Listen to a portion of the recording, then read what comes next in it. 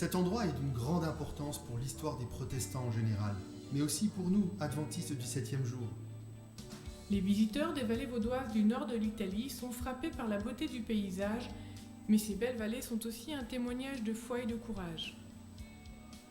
Il y a plusieurs siècles, les Vaudois du Piémont qui fuyaient les persécutions s'installèrent ici.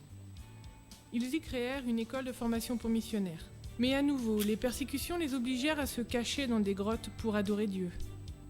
Ces vallées ont aussi joué un rôle important dans l'histoire des adventistes du 7e jour. Cet endroit a aussi une signification importante pour nous, car le premier baptême adventiste ayant eu lieu en dehors des États-Unis s'est passé ici à Torre Pellice. Les Vaudois du Piémont pensaient qu'ils étaient de leur devoir de l'île et ne voulaient pas le garder pour eux seuls. Ils désiraient que le monde connaisse le message de Dieu et ils le diffusèrent en dépit des risques que cela comportait. Aujourd'hui, en tant que chrétiens, nous avons aussi un message d'espérance pour le monde et la mission de lui transmettre l'évangile afin que Jésus puisse revenir. Gabriel est un pionnier de la mission globale ici dans les vallées vaudoises. Les pionniers sont des laïcs envoyés pour créer de nouveaux groupes de croyants. Mais le challenge de Gabriel est un peu différent. Sa tâche consiste à partager la foi adventiste avec les habitants de ces vallées historiques. Nous essayons de raviver cette foi dans le cœur des Vaudois. Leurs ancêtres ont été des étudiants de la Bible et des prophéties.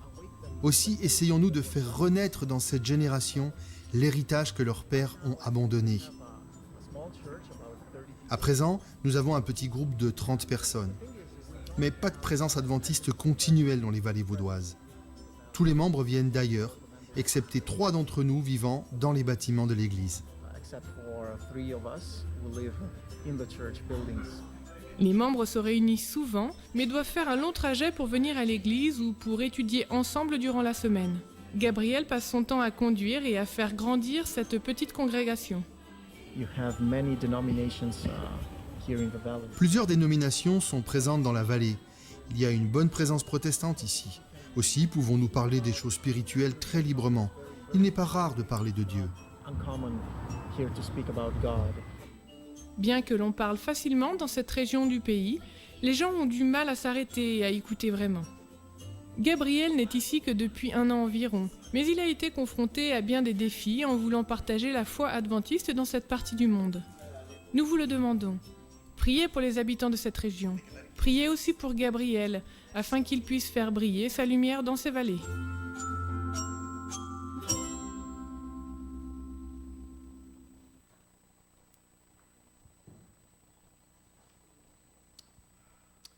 Bonjour, je vais juste vous présenter quelques annonces de l'Église.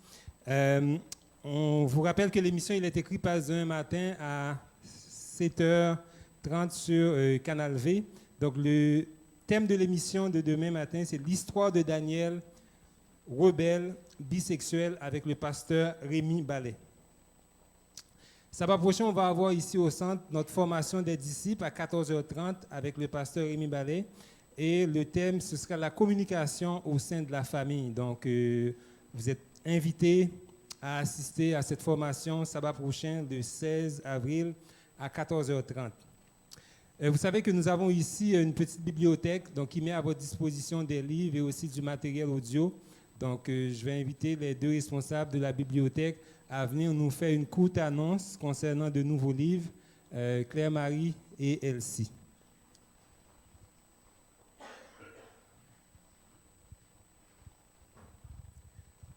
Bonjour mes frères et sœurs.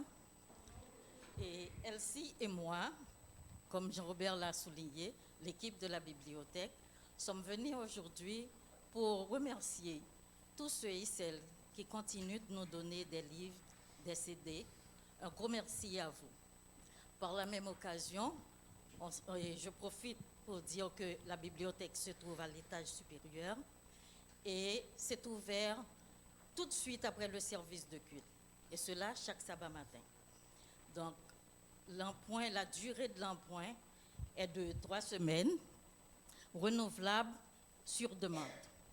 Maintenant, je vais céder la place à Elsie pour vous présenter quelques livres. Merci.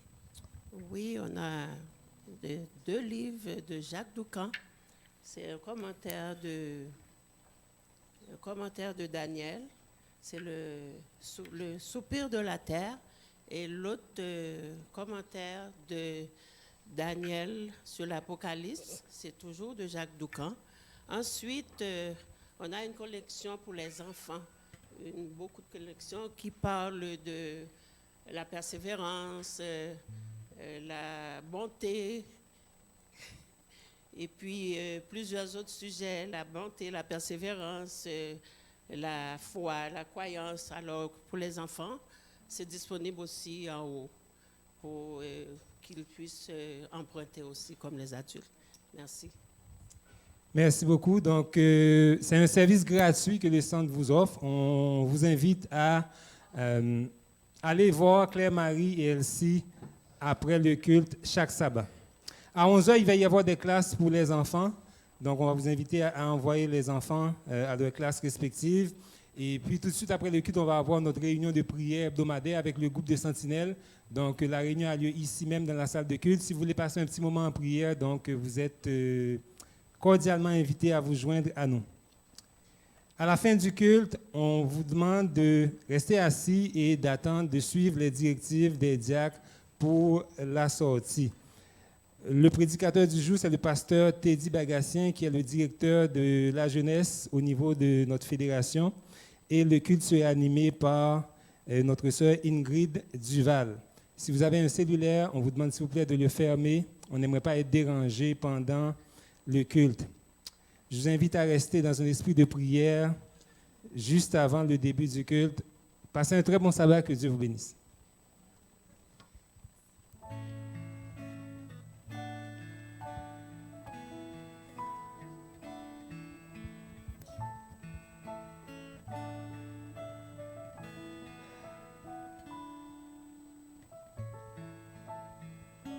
Bon sabbat à tous, bienvenue au Centre Il est écrit et bienvenue également à ceux qui nous accompagnent via Internet. Le printemps est là et tout revient à la vie, même si je dois dire qu'ici au Québec, l'hiver est un peu têtu. La nature qui était morte ressuscite et nous rappelle la grâce de Dieu.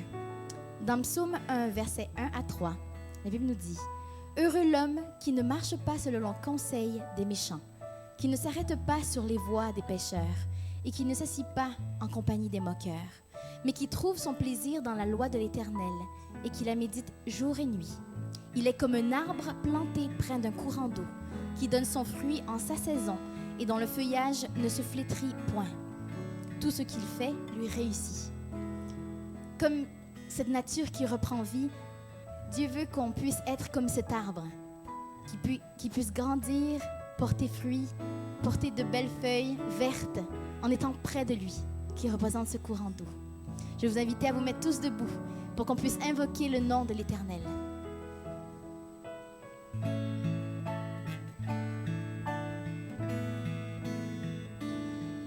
De l'aube au coucher du soleil, tes splendeurs nous émerveillent et notre cœur d'enfant répond en glorifiant ton nom,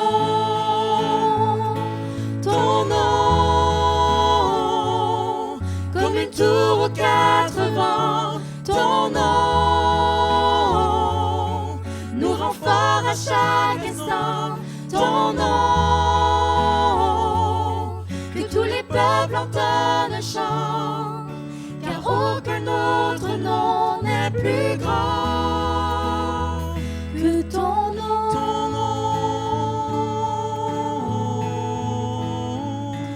Ton nom.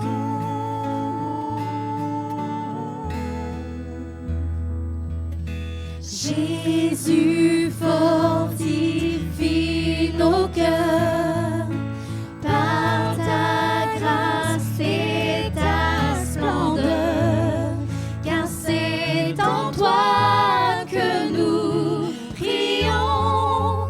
Viens glorifier ton nom,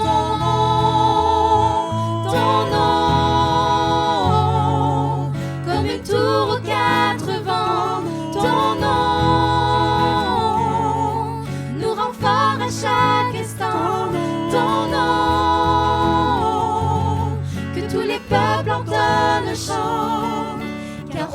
qu'aucun autre nom n'est plus grand que ton nom.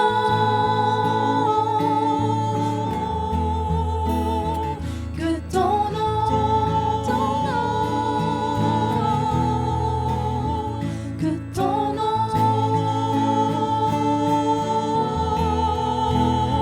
que ton nom,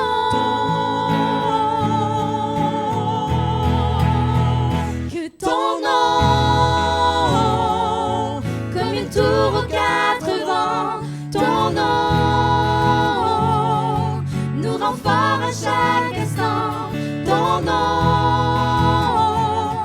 que tous les peuples entendent le chant, car aucun autre nom n'est plus grand que ton nom, que ton nom, ton nom.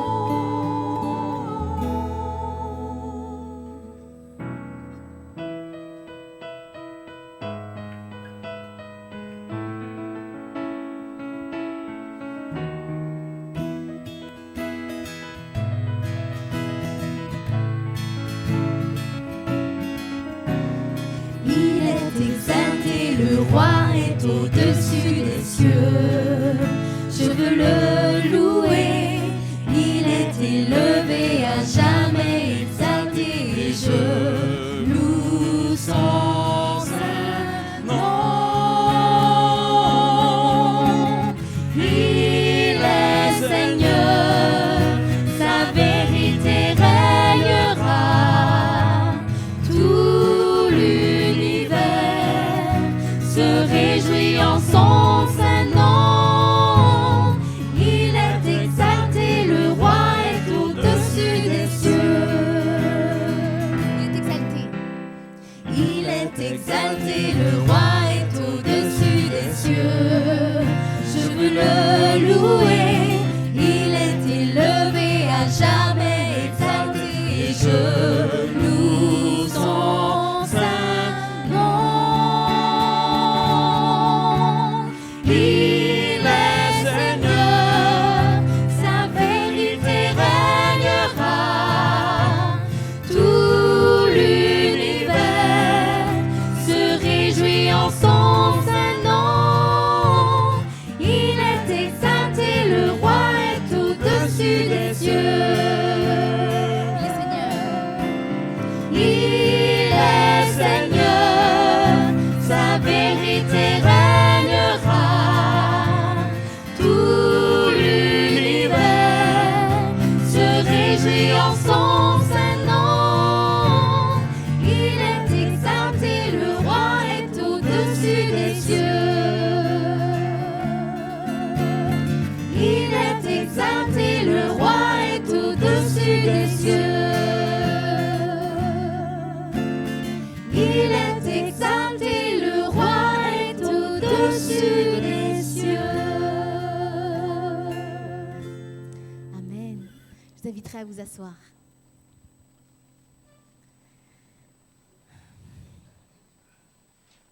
Dieu est tellement bon avec nous. Et nous sommes son peuple. Nous sommes ses enfants.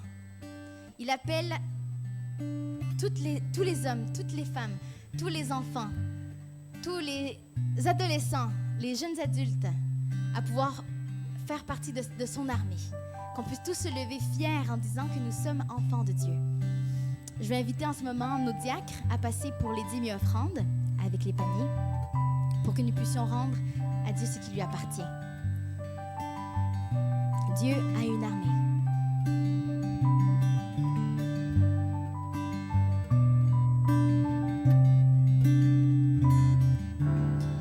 Dieu a une armée qui se lève pour lui obéir. Dieu a une armée qui se lève pour le servir. Peuple de Dieu, lève tes mains pour l'adorer.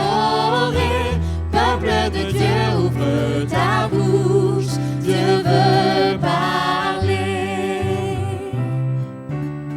C'est l'Esprit de Dieu qui l'amène, qui mène ses pas. C'est l'Esprit de Dieu qui qu'il entraîne au combat. Peuple de Dieu, lève tes mains pour l'adorer. Peuple de Dieu, ouvre ta bouche, Dieu veut parler.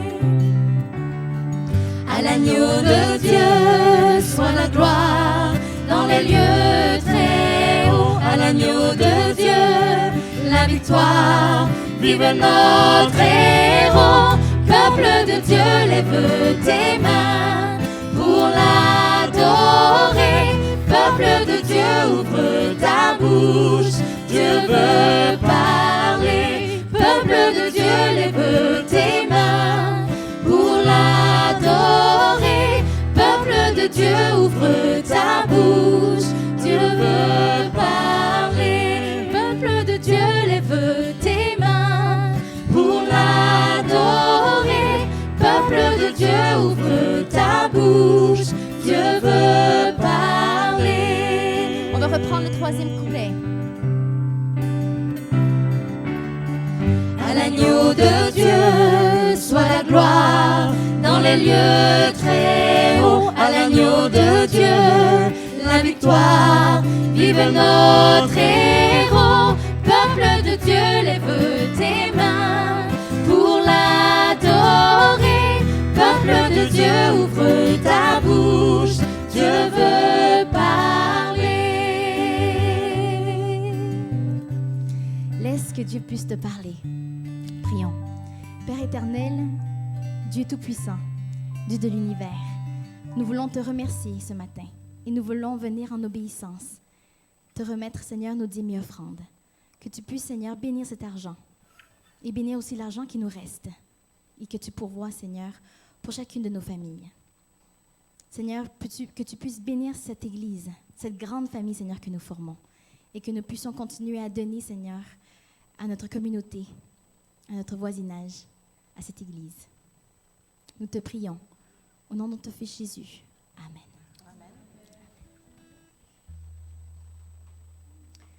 Comme la résurrection de la nature, que notre cœur puisse aujourd'hui être renouvelé, qu'il puisse renaître, qu'il puisse être purifié à chaque jour. Ô Dieu, crée en moi un cœur pur, renouvelle en moi un esprit bien disposé. Ne me rejette pas loin de ta face, ne me retire pas de ton Esprit Saint. Rends-moi la joie de ton salut et qu'un esprit de bonne volonté me soutienne. Purifie mon cœur.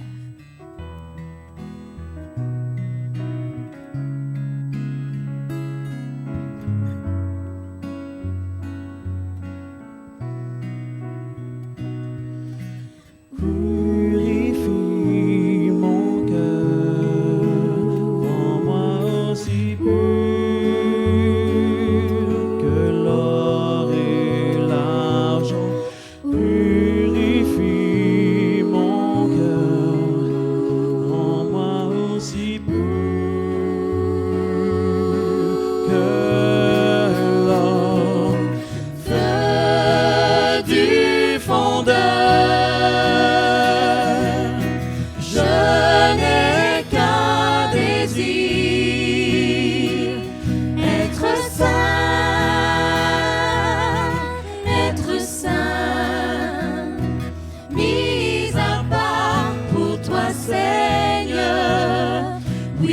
choisis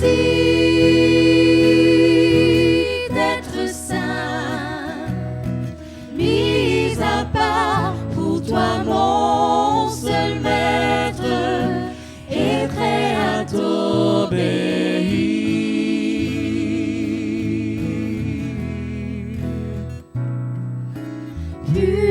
Purifie mon cœur, rends-moi aussi pur que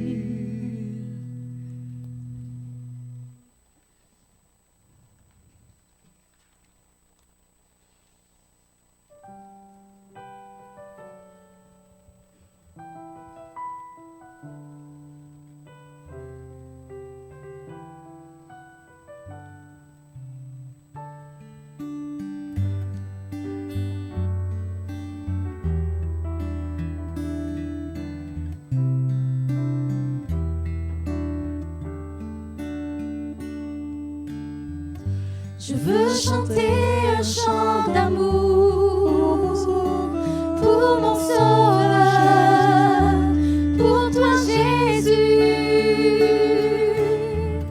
Merci pour ce que tu as fait. Tu es si précieux, Jésus mon Sauveur. Je suis heureuse, tu m'as donné ton nom. Je ne veux pas être ailleurs que dans tes bras d'amour, dans tes bras d'amour, tout près de toi, contre ton cœur, dans tes bras d'amour. Chantons-lui ensemble. Je veux chanter un chant d'amour pour mon Sauveur, pour toi Jésus. Merci pour ce que tu as fait. Tu es si précieux, Jésus mon Sauveur. Je suis heureuse, tu m'as donné ton nom. Je ne veux pas être ailleurs que dans tes bras d'amour, dans tes bras d'amour, tout près de toi, contre ton cœur, dans tes bras, dans tes bras d'amour, dans tes bras d'amour, tout près de toi, contre ton cœur, dans tes bras d'amour.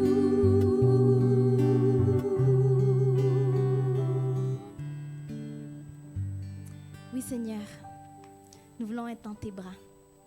Il est si difficile des fois de s'abandonner. On retient encore les rênes de nos vies. Mais Seigneur, je te demande ce matin que tu puisses nous libérer et qu'on puisse vraiment tout abandonner à tes pieds. Seigneur, tous nos fardeaux, nos problèmes, nos défis de tous les jours, Seigneur, prends-les. Merci parce que tes bras d'amour sont toujours là pour nous. Ils sont si réconfortants. Nous te remercions. Seigneur, que tu puisses recevoir cette louange. Amen.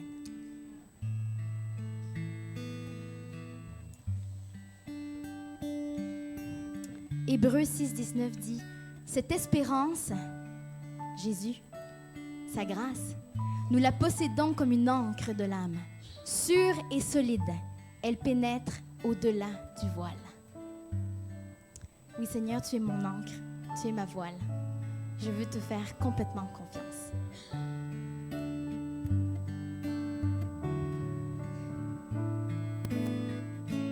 Dieu, tu es ma force, ma consolation, une lampe devant mes pas. Ta voix triomphée de l'ouragan, remporter le combat. Tu m'offres chaque jour ton infaillible amour.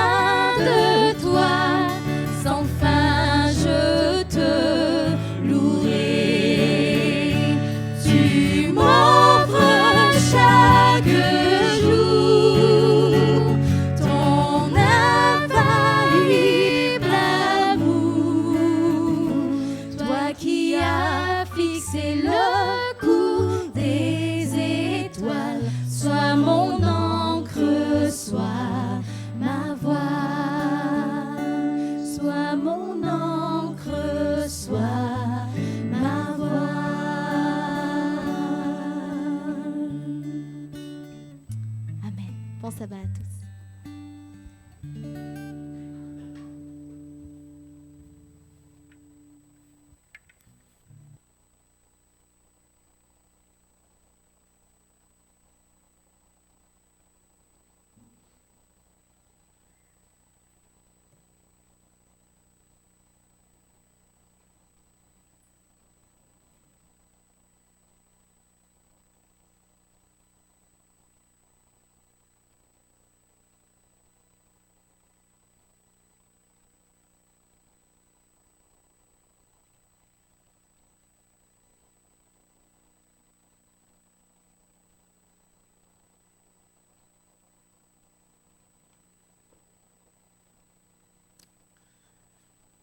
Bonjour à tous et bon sabbat dans le Seigneur.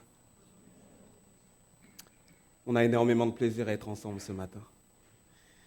Je ne sais pas si c'est votre cas, mais j'ai vraiment pu louer le Seigneur et lui apporter mon corps comme offrande pendant le moment de louange. J'espère que vous avez ouvert votre cœur au Seigneur aussi. Alors peut-être que vous ne me connaissez pas. Je suis pasteur Teddy Bagassien et le directeur de la jeunesse au niveau de la Fédération du Québec. Alors j'ai énormément de joie et de plaisir à travailler avec les jeunes. Et si vous êtes intéressé par le département de la jeunesse, juste après ce moment d'adoration que nous allons offrir à notre Seigneur, nous allons pouvoir discuter ici et je vous invite à rester.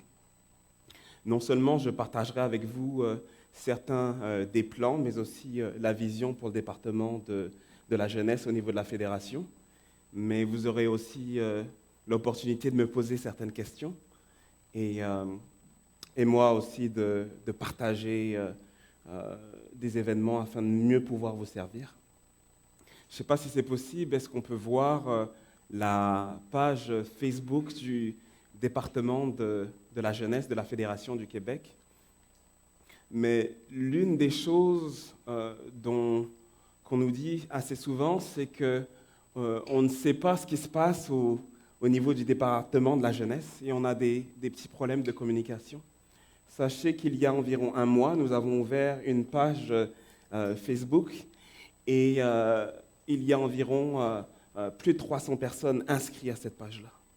Donc, si vous voulez connaître les activités, votre réflexe, ça doit être soit d'aller sur la page Facebook ou soit d'aller sur le site de la fédération.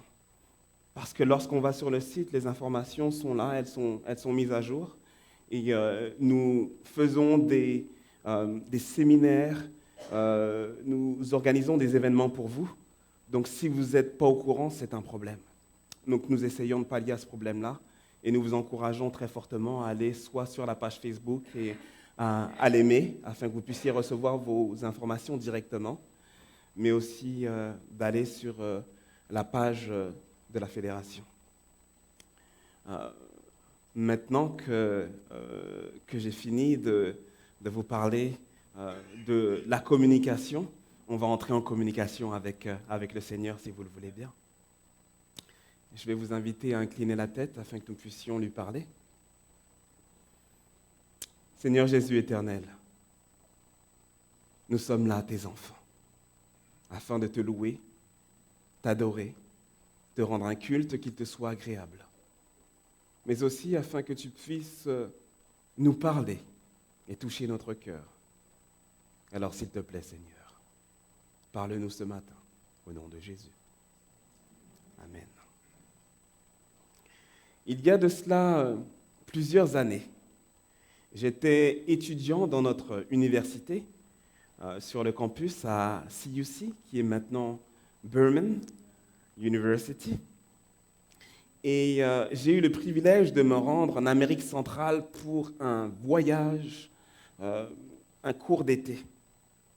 Chaque étudiant devait amasser une somme d'environ $2000 pour se rendre au Salvador. Je ne sais pas si vous avez déjà entendu parler du Salvador. C'est un pays qui a connu une guerre civile pendant plusieurs années. Donc c'est un petit peu avec la crainte que je me suis inscrit à ce cours d'été, mais en même temps, j'avais lancé un défi au Seigneur et je voulais prêcher une campagne d'évangélisation pour la première fois.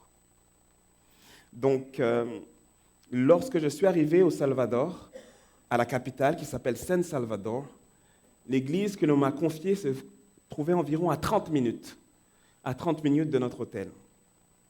La première fois que j'ai mis les pieds dans l'église, je me suis dit intérieurement, Seigneur, est-ce que c'est là? Est-ce que c'est cet endroit que tu as prévu?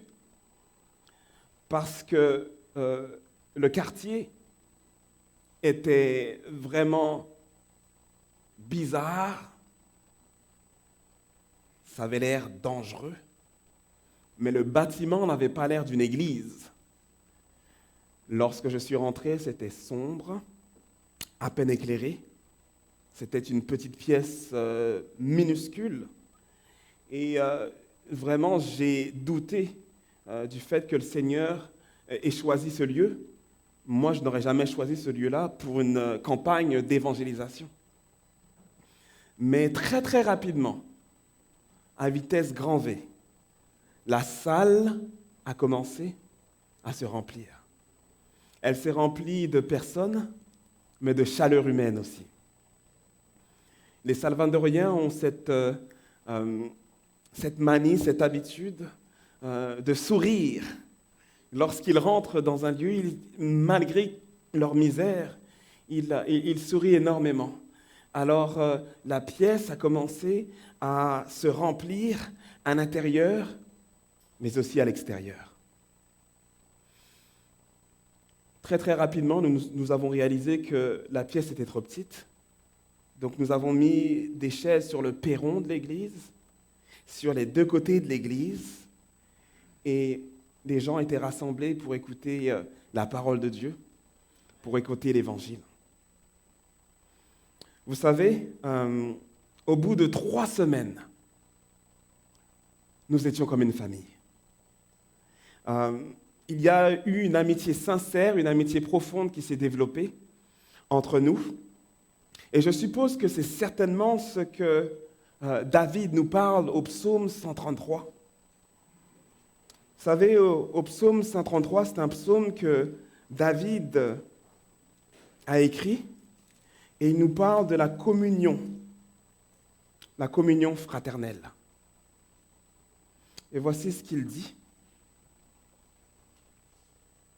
Il dit, voici, oh qu'il est agréable, qu'il est doux pour des frères de demeurer ensemble.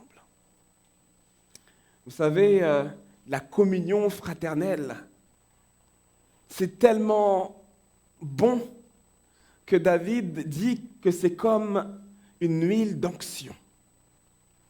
Il nous dit, c'est comme l'huile précieuse qui, répandue sur la tête, descend sur la barbe d'Aaron, qui descend sur le bord de ses vêtements. Donc la communion fraternelle, le fait d'être ensemble, c'est précieux. C'est aussi précieux que de l'huile d'onction, mais c'est aussi précieux que la rosée de l'Hermon qui descend sur les montagnes de Sion. Vous savez, la rosée, c'est ce qui permet à l'herbe de pousser, ce qui permet aux arbres d'être abreuvés, et c'est ce qui donne la vie. Et c'est ce que David nous dit. Alors vous faites bien d'être rassemblés ici, ce matin, afin de pouvoir adorer le Seigneur ensemble, parce que c'est là que Dieu va déverser sa bénédiction. Donc à la fin de la campagne d'évangélisation, avec tout le temps que nous avions passé ensemble, c'est comme si nous nous étions toujours connus. Nous étions heureux parce que non seulement nous partagions une foi commune, notre amour pour le Seigneur, mais aussi parce que plus de 35 personnes avaient décidé de suivre le Seigneur. Donc à la fin de la campagne d'évangélisation, j'ai eu la joie, avec le pasteur, avec l'Église, de pouvoir voir 35 personnes donner leur vie, mais aussi de pouvoir voir le Seigneur agir à travers moi. Vous savez, à la fin, la séparation a été très très difficile. Il y a eu des larmes qui ont coulé de mes yeux, mais aussi des leurs. C'est comme si, lorsque nous nous séparons des êtres chers, des êtres que nous avons appris à aimer, il y a comme quelque chose à l'intérieur de nous qui nous fait du mal. On a une sorte de pincement au cœur. Alors la scène que j'aimerais que vous puissiez visualiser ce matin, c'est une scène d'adieu, une scène de départ, une scène très très touchante, mais une scène d'amour. Alors, cette scène, elle se trouve dans le livre des Actes des Apôtres, au chapitre 20. C'est une scène bouleversante parce que l'apôtre Paul vient de passer, tel que j'avais passé plusieurs jours consécutifs, avec les chrétiens de la ville de Troas. Pendant leur séjour, ils ont tissé des liens, ils ont appris à s'aimer. Pendant leur séjour, ils ont été réunis autour d'une foi commune. Les familles de l'Église ont été richement bénies par la présence de l'homme de Dieu. Toutefois, vous connaissez l'apôtre Paul. Il est en mission pour le Seigneur. Donc il ne peut s'établir, il ne peut rester à cet endroit. La Bible nous dit qu'il est ému parce que c'est sa dernière rencontre avec les membres de cette Église. Regardez ce que l'on nous dit au verset 22 et au verset 23. Maintenant, voici, lié par l'Esprit, je vais à Jérusalem, ne sachant pas ce qui m'arrivera. Seulement de ville en ville, l'Esprit Saint m'a averti que des liens et des tribulations m'attendent. Donc, j'aimerais que vous puissiez visualiser avec moi l'apôtre Paul qui est en train de prêcher aux chrétiens de la ville de Troas, mais il a ce pincement dans le cœur parce qu'il va les quitter, mais il a aussi un pincement dans le cœur parce qu'il ne sait pas ce qui va arriver. Il sait qu'il s'en va à Jérusalem, il sait que ça va être difficile là-bas, il sait que Dieu lui dit qu'il va y avoir des tribulations. Alors il est là, il prêche, il est préoccupé, il est songeur. Il démarre le service liturgique un peu de cette manière dont nous avons débuté à adorer le Seigneur ce matin. Nous connaissons très très bien l'apôtre Paul parce qu'il a écrit plus de la moitié des livres du Nouveau Testament. Donc nous pouvons présumer qu'ils ont loué le Seigneur avec des hymnes. Ils ont parlé de sa gloire et ils leur ont apporté leur cœur comme une offrande. J'imagine ensuite que Paul a témoigné de ses expériences, de ses rencontres avec le Seigneur. Et ces expériences, elles sont nombreuses. Vous savez, la Bible nous dit au verset 7 que c'était le premier jour de la semaine qu'ils étaient réunis pour rompre le pain. Mais Paul, qui devait partir le lendemain, il savait qu'il s'en allait le lendemain. Il s'est entretenu avec les disciples et il a prolongé son discours jusqu'à minuit. Alors j'imagine que Paul avait énormément de choses à dire pour prolonger son discours jusqu'à minuit. Oui, Paul a parlé. Alors peut-être Paul leur a dit comment ça a été difficile pour lui de rencontrer le Seigneur. Il n'y croyait pas. Il ne croyait pas en Jésus, alors Jésus a dû lui apparaître sur le chemin de Damas, le rendre aveugle, physiquement, afin qu'il puisse voir spirituellement. J'imagine que Paul a certainement partagé avec les chrétiens de Troas à quel point, lorsqu'il rentrait dans les églises, au début, les chrétiens avaient peur de lui, parce qu'il les persécutait auparavant. Mais avec l'aide de son mentor, Barnabas, de son mentor, il a pu gagner leur confiance. J'imagine que Paul a partagé comment il a souffert des tribulations pour le Seigneur. Il a été battu, insulté, méprisé, descendu dans un panier le long d'une muraille. Imaginez-vous. Oui. Il a eu des souffrances physiques et émotionnelles pour le Christ. Mais il leur a certainement dit que cela valait la peine. Écoutez, Paul a continué à parler jusqu'à minuit. Il a parlé pendant des heures et des heures. L'apôtre ne s'est pas arrêté.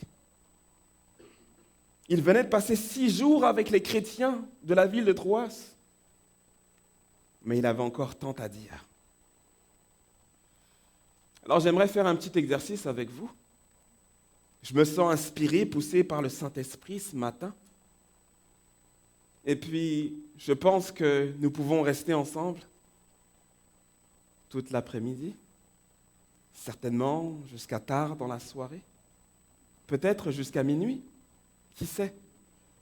Si le Saint-Esprit s'empare de moi, jusqu'aux petites heures du matin. Oui, j'entends des petits soupirs. Vos yeux en disent long. Vous savez, je ne suis pas pasteur depuis très très longtemps. Regardez, j'ai l'air jeune. Mais depuis que je suis dirigeant d'église, j'ai remarqué que je ne dois pas prolonger mes sermons très très longtemps. Sinon, je perds certains des membres d'église. Ils s'en vont, la poudre d'escampette petit à petit. Alors, j'ai décidé de raccourcir mes sermons.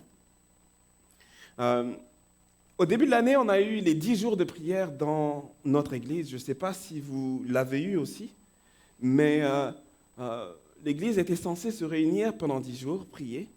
Et après, on a eu une sœur qui est passionnée par la prière, qui a décidé d'avoir une veillée, une demi-veillée de prière à la fin des 10 jours, pour clôturer les 10 jours.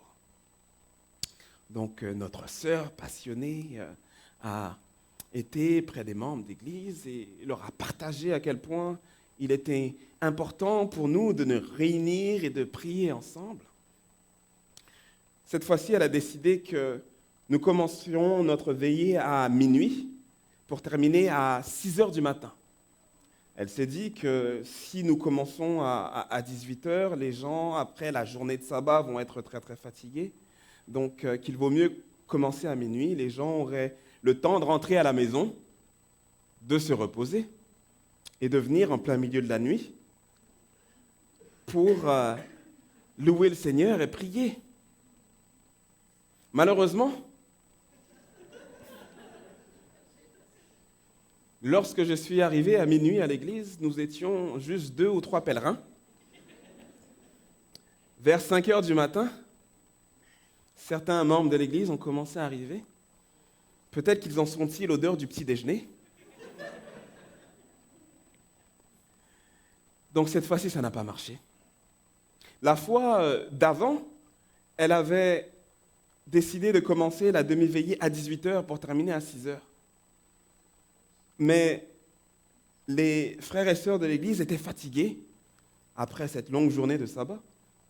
Donc, ils sont rentrés chez eux, ils n'ont pas pu rester pour la demi-veillée. Donc, étant donné que je n'ai pas beaucoup d'expérience pastorale, je vais vous demander de m'aider. Peut-être que vous auriez des conseils pour moi, parce que de 18h à minuit, ça ne fonctionne pas. Et de minuit à 6h, ça ne fonctionne pas non plus. Je me suis creusé les méninges un petit peu, et je me suis dit, j'ai été voir notre sœur après, à la fin, je lui ai dit, peut-être que le dimanche après-midi, ça marchera. Mais si vous avez d'autres idées, s'il vous plaît, partagez-les avec moi, afin qu'on puisse trouver des moments pour prier le Seigneur ensemble. Mais regardez, dans notre histoire, c'est C'est une demi-veillée de prière. Et les chrétiens de Troas sont restés. Ils sont là, à minuit. Si je vous dis qu'ils sont là, c'est parce qu'au verset 8, on nous dit qu'il y avait beaucoup de lampes. Je ne pense pas que Luc soit passionné par l'éclairage de l'église, l'éclairage de la maison, et qu'il nous dise qu'il y avait beaucoup de lumière. Non. Les gens à cette époque se baladaient avec une petite lampe dans leurs mains. Il n'y avait pas encore l'électricité. Et lorsqu'ils étaient là, ils avaient leurs lampes. Donc il y avait beaucoup de lampes, il y avait beaucoup de chrétiens rassemblés dans l'église à minuit. Mais il fait aussi référence à la chambre haute. La chambre haute, c'est ce qu'on voit au début du livre des Actes des Apôtres. Lorsque les chrétiens sont réunis, qu'ils sont là, dans l'unité, ensemble, d'un même accord. Alors l'église, Luc nous dit, était joyeuse. Elle était spirituelle. Elle était réunie. Alors, étant donné que je suis directeur de la jeunesse, les gens m'appellent souvent au bureau et ils ont beaucoup de conseils à me donner. Peut-être qu'ils pensent que, étant donné que je n'ai pas beaucoup de cheveux blancs, je n'ai pas l'expérience de vie de certains d'entre vous. Donc ils se disent, il faut que l'on donne des conseils à notre jeune pasteur. Alors ils m'appellent, ils me disent, pasteur. J'ai dit, oui mon frère, oui ma soeur. Ils me disent, pasteur. Je leur dis, oui. Ils me disent, nos jeunes, les jeunes de nos églises, il faut faire quelque chose. Ils ne sont pas spirituels.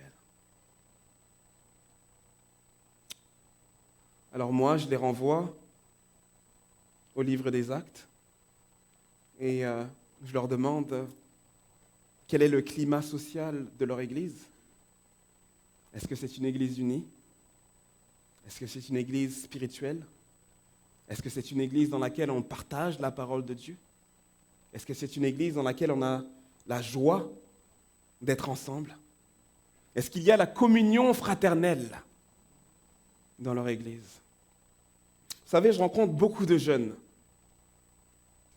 Et lorsqu'il y a de la chicane dans leur foyer, lorsqu'il y a des difficultés, eux, ils ne choisissent pas de se battre, mais ils se retirent peu à peu.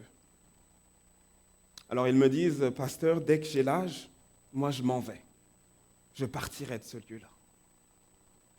Alors c'est un peu avec cet esprit que je demande aux gens, lorsqu'ils m'appellent et qu'ils me parlent des difficultés que rencontrent nos jeunes, je leur demande quel climat est-ce qu'il y a dans l'Église? Est-ce que c'est un climat qui favorise la communion fraternelle, qui favorise l'acceptation de l'autre? Est-ce que le jeune est encouragé? Ou est-ce qu'il y a de la division, des difficultés, des problèmes? Alors je veux bien comprendre que nos églises ne sont pas parfaites. L'église du Seigneur n'est pas parfaite. Parce que vous en faites partie et parce que j'en fais partie. Par contre, il faut protéger nos jeunes. Et il faut les aider à grandir spirituellement.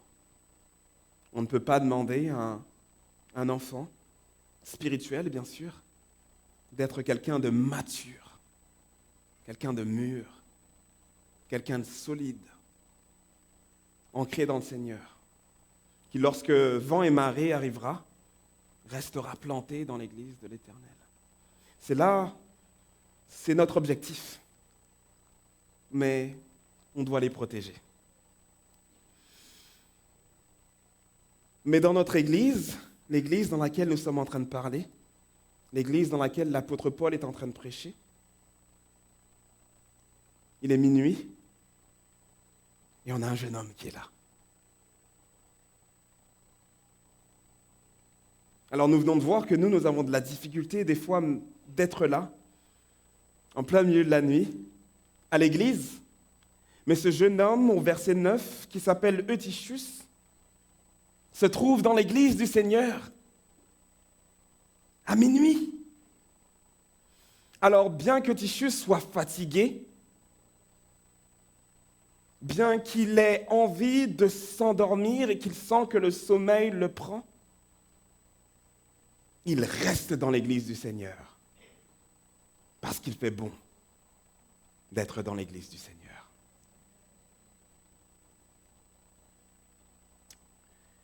Alors, si ce jeune homme n'était pas intéressé par l'église, je suppose qu'à minuit, il serait dans son lit.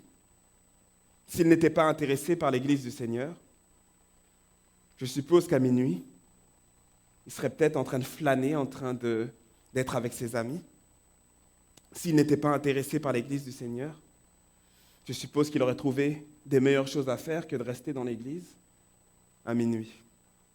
Mais à minuit, regardez, il est là, il est présent, il écoute la parole de Dieu. Vous savez, les jeunes, ils aiment le Seigneur. Peut-être que vous ne partagez pas le même point de vue que moi, mais les jeunes, ils écoutent de la musique chrétienne. Des fois, ce n'est peut-être pas la musique qu'on voudrait qu'ils écoutent. Ça bouge peut-être un petit peu trop pour nous. Mais ils écoutent de la musique spirituelle. Les jeunes, ils prient. Des fois, ils ne viennent pas dans le lieu de culte pour prier, mais ils s'appellent au téléphone, ils envoient un petit message texte, un petit SMS, et ils s'encouragent par la prière. Les jeunes, ils lisent des contenus chrétiens en ligne sur l'Internet, ils recherchent beaucoup. Ils vont sur YouTube. Les jeunes sont engagés dans des discussions spirituelles sur les médias sociaux, sur WhatsApp, sur Facebook.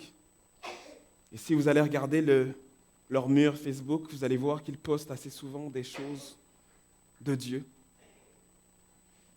Alors permettez-moi de vous aider à comprendre quelque chose sur cette génération.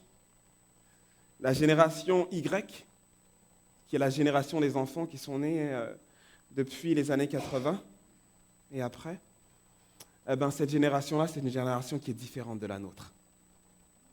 Les repères spirituels que nous avons, ils n'ont pas ces mêmes repères-là. Nous sommes très, très attachés à l'institution, et quand je dis nous, c'est parce que je suis né en 78, vous pouvez faire le calcul maintenant. Donc je ne suis pas un Y de 2 ans. J'aurais pu être un Y. Mais je suis un X. Mais j'ai grandi avec les Y. Alors bien que je ne pense pas totalement comme un Y, ou je pense comme un XY, je les comprends un petit peu. Alors cette génération n'est pas totalement attachée à l'institution, à l'Église en tant que soi. Elle pense qu'elle n'a pas besoin des murs de l'Église pour exister. Elle pense que nos règles sont un petit peu trop strictes. Toutefois, c'est une génération qui aime le Seigneur et qui le recherche éperdument. Elle a besoin d'être guidée. Donc, ce jeune homme, lui, il est dans l'église à minuit. Et il s'endort. On a beaucoup jeté la pierre sur lui parce qu'il s'est endormi dans l'église. Et vous savez, de là où je suis, j'ai une vue privilégiée. Et je me rends compte que des fois, le matin, il y en a qui piquent de la tête, piquent du nez. Et ce n'est pas toujours les jeunes. Mais à minuit, si le service avait commencé le sabbat matin et qu'il est minuit, c'est normal qu'il soit fatigué. Vous savez, moi, ce qui me dérange plus dans cette histoire, ce n'est pas qu'il se soit endormi, mais c'est que l'Église n'était pas aussi grande que notre Église. c'était une maison. Donc on nous dit qu'ils étaient dans la chambre haute, en haut de la maison, qu'il y avait beaucoup de gens. Mais les gens étaient passionnés, et peut-être comme vous et moi, nous sommes passionnés de la parole de Dieu, et lorsque nous l'écoutons, elle nous fait du bien, elle nous touche.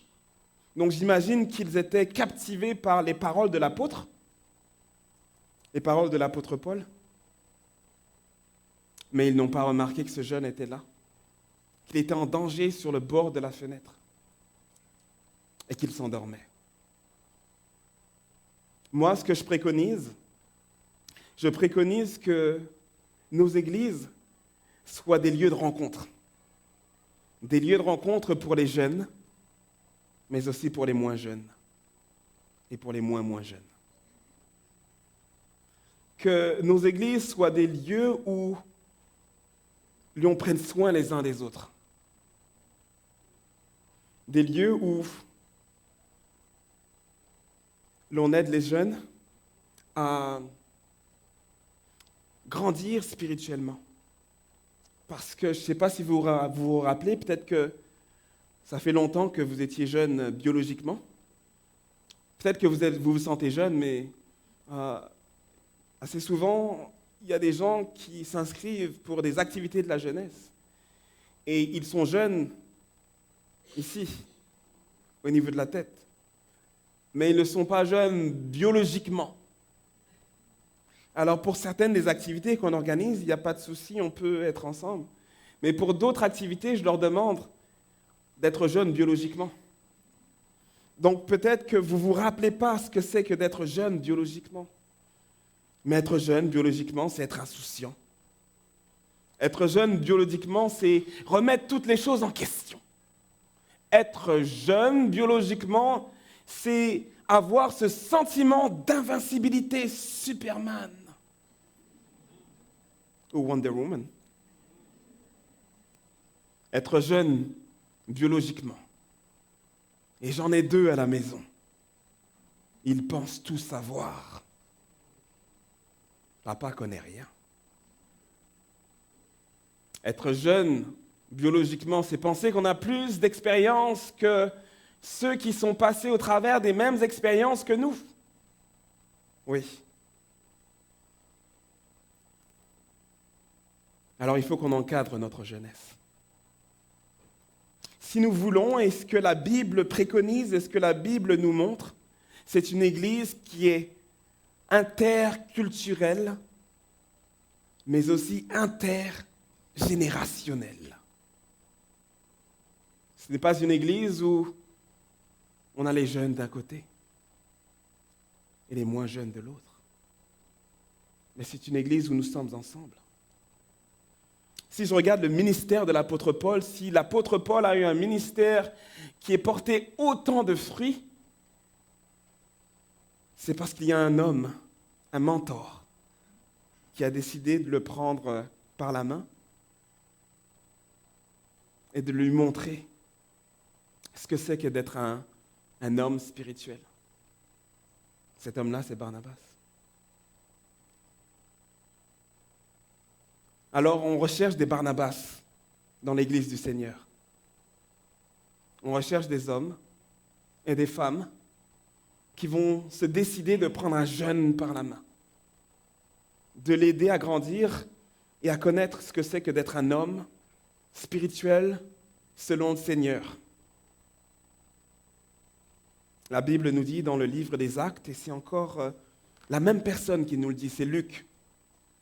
Actes chapitre 2, au verset 17. C'est un verset qu'on connaît beaucoup. On l'utilise souvent pour justifier le ministère prophétique d'Ellen White. Mais c'est un verset que j'aimerais que l'on regarde ensemble ce matin, parce qu'il parle d'une église et une église intergénérationnelle. Et voici ce qu'il dit.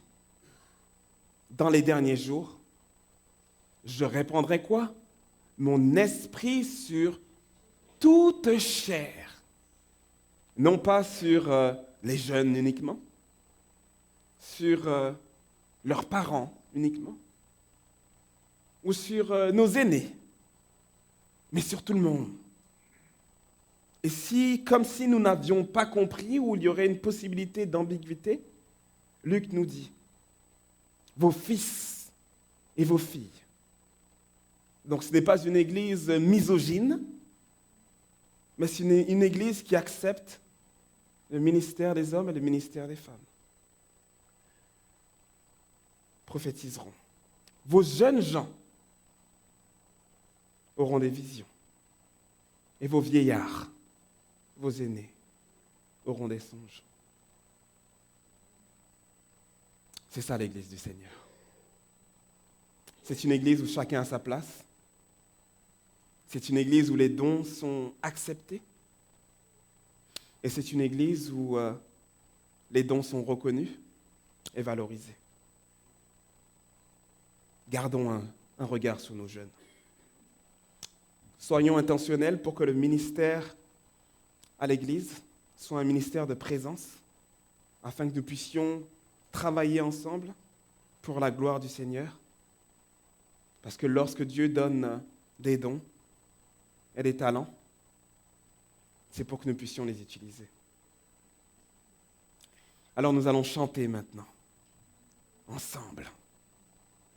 Parce qu'ensemble, nous voulons chanter. Et c'est ensemble que nous voulons louer le Seigneur. C'est lui qui nous réunit. Pendant que nous chantons, je vais vous inviter, si vous avez le courage, si vous sentez que Dieu vous a parlé ce matin, d'aller trouver un jeune dans l'église. De lui montrer que vous êtes là aussi pour lui. Ou trouver un aîné, jeune. Et nous allons offrir cette prière au Seigneur afin qu'il nous aide à briser ces barrières intergénérationnelles.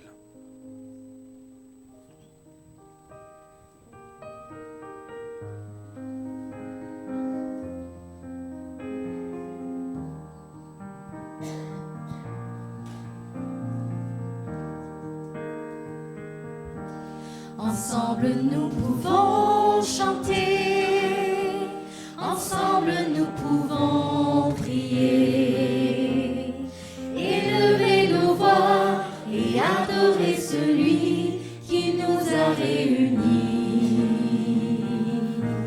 Ensemble nous pouvons donner, ensemble nous pouvons porter nos fardeaux, nos joies, et proclamer l'amour que Dieu met dans nos vies. Tous ensemble,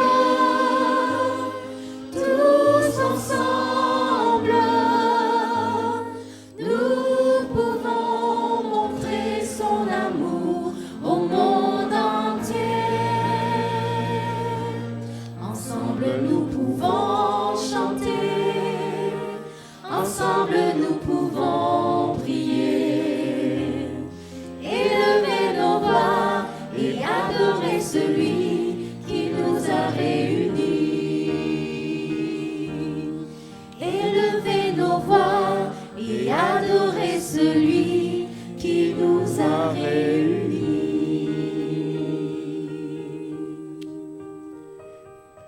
Alors peut-être que vous n'avez pas eu le courage de vous lever ce matin et d'aller trouver un jeune ou un aîné, mais vous pouvez le faire après.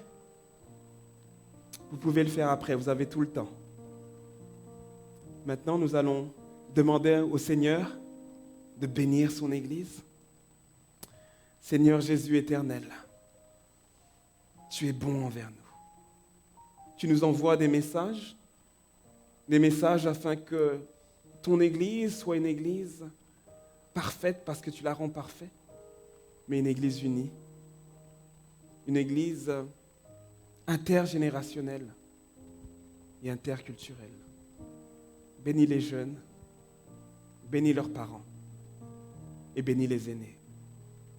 Amen.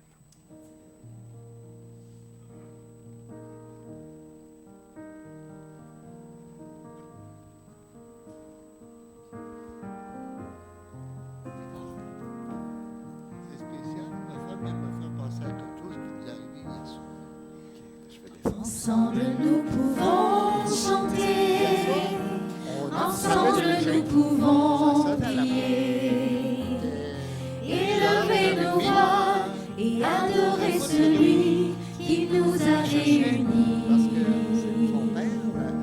Ensemble nous pouvons donner, ensemble nous pouvons porter nos fardeaux, nos joies et proclamer l'amour que Dieu met dans nos vies.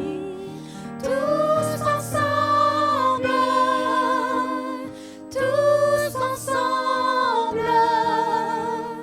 nous pouvons montrer son amour au monde entier. Ensemble nous pouvons chanter, ensemble nous pouvons. Si vous êtes dans la région de Montréal, ne manquez pas de nous visiter au centre Il est écrit, situé au 4505 boulevard Rosemont. Chaque samedi à 10h30, un message biblique y est présenté et une large place est faite à la musique, la prière en toute simplicité. Pour connaître nos autres lieux de rencontre dans la province du Québec, visitez ilétécrit.tv ou appelez-nous au 1-866-729-3515.